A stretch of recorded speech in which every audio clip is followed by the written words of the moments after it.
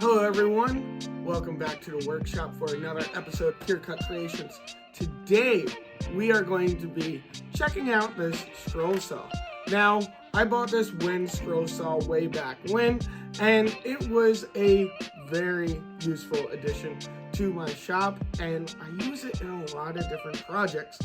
I also use it a lot when I'm fixing something at home, like when I had to cut the PVC pipes for my sink.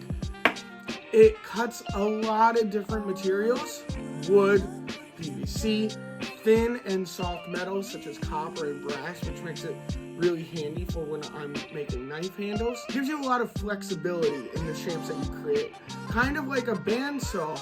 But the main benefit of a scroll saw over a bandsaw is you can actually put it inside a piece and continue cutting, because the blade does come out and you can loop that through your piece of material. So, let me show you how this works. Now, this scroll saw is very good because I can actually adjust what angle the bed is at, and I like to keep it flat for most of my uses. But we also have a blade here that goes up and down, and it allows you to cut different materials. I'll turn it on and show you. Now you can have it cut at a really low speed or a really high speed. And this guard here, you want to set it so that way it's just over the material that you're cutting.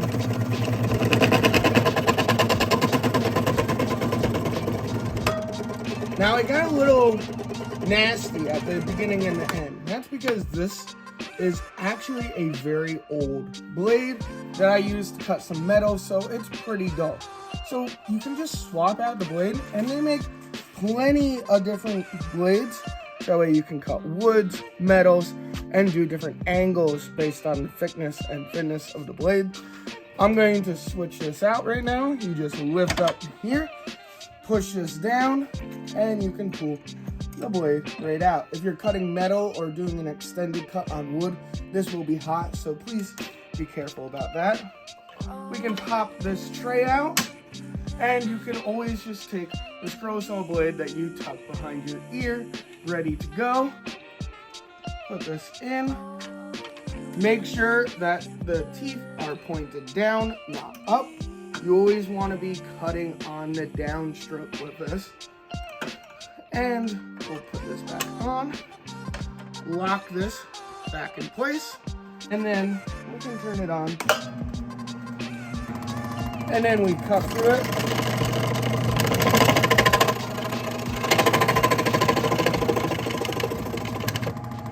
Just like that. Now, I said that I could also do wood. I have a piece of scrap wood here, and we are going to draw a weird shape in it. Like that, and I'm going to see if I can follow that shape. Okay.